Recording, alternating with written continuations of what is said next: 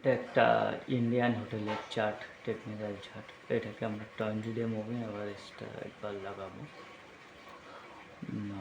এটা 20 day moving এভারেজটা দিলাম, দেখলাম আমরা মুভিং এভারেজটা এখানে উপরেই আছে। মুভিং এভারেজটা তো সেটা হচ্ছে 646 টাকা আছে। আমরা উপরের দিকে টার্গেট খুব ব্রেকআউট আছে চারটাতে, তো এটাকে দেখবো। এখানে একটা খুব সুন্দর বড় ধরনের একটা ব্রেকআউট আছে, তো আমরা টেকনিক্যাল চার্ট অনুযায়ী তো এটাকে কেনার চেষ্টা করব। আপনারাও দেখুন, কেনা তো উচিত মনে হয়। শর্ট টাইম ট্রেডিংয়ের জন্যে দেখতে থাকুন। খুব সুন্দর চার্ট আছে। তো এটা পরবর্তী টার্গেটটা হতে পারে মোটামুটি 715 থেকে 20 নাগাদ। 715 থেকে 20।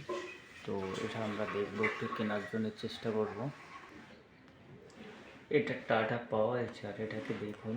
এটা ডোমেস্টিক তামিলনাড়ুতে এটার সোলার ম্যানুফ্যাকচারিং ইউনিটে ম্যানুফ্যাকচারিং শুরু হয়ে গেছে এবং 5 বছরের মধ্যে এটাতে 75,000 কোটি টাকা বিনিয়োগ করবে কোম্পানি, যেটাতে আরও প্রোটেকশান বাড়ানোর একটা আছে। তো এটা সুন্দর একটা ব্রেকআউট আছে 20 ডে মুভিং অ্যাভারেজের উপরে। তো এটা 20 ডে মুভিং অ্যাভারেজ মোটামুটি 423 টাকা। তার নিচে স্টপ লস রেখে এটাকে বাই করা যেতে পারে 470 টাকা একটা টার্গেটে নিয়ে। তো দেখুন, এটা সেই ডাটা পাওয়ার।